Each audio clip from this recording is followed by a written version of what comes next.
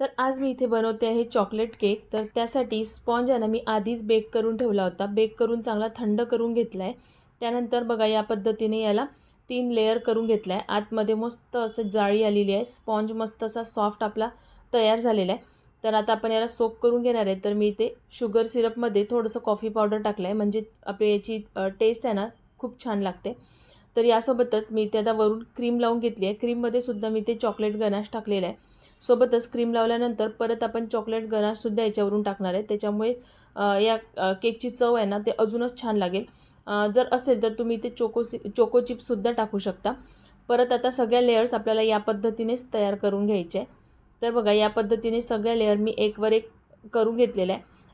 सोबतच साईडमध्ये जी गॅप असते ना तीसुद्धा आपल्याला क्रीमने फिल करून घ्यायची आहे.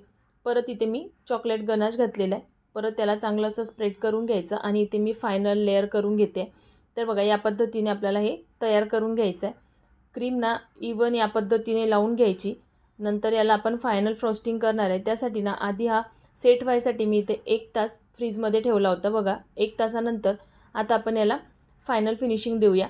तर यासाठी मी इथे पायपिंग बॅगमध्ये ही क्रीम घातलेली आहे आणि या पद्धतीने आपल्याला ही क्रीम लावून घ्यायची आहे. तुम्ही इथे डायरेक्ट स्पॅच्युलाने सुद्धा लावू शकता. तर बघा या पद्धतीने करून घ्यायचं आहे आणि सगळीकडे क्रीम इवन आपल्याला स्प्रेड करून घ्यायची आहे. जिथे जिथे कमी असेल ना तिथे तिथे इथे क्रीम आपल्याला लावून घ्यायची आहे. आणि बघा या पद्धतीने मी इथे स्क्रॅपरने इथे फिनिशिंग केलेली आहे.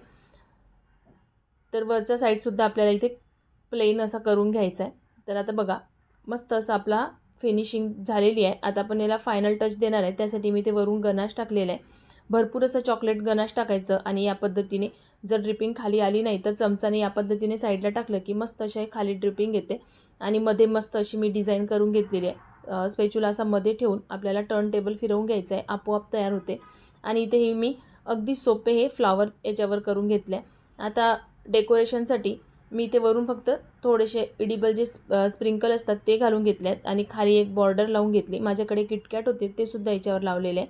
तर तुम्हाला हा केक कसा वाटला मला कमेंट बॉक्समध्ये नक्कीच सांगा. आणि चॉकलेट केक कोणाकोणाला आवडतं ते सुद्धा मला सांगा. चला तर मग बाय बाय.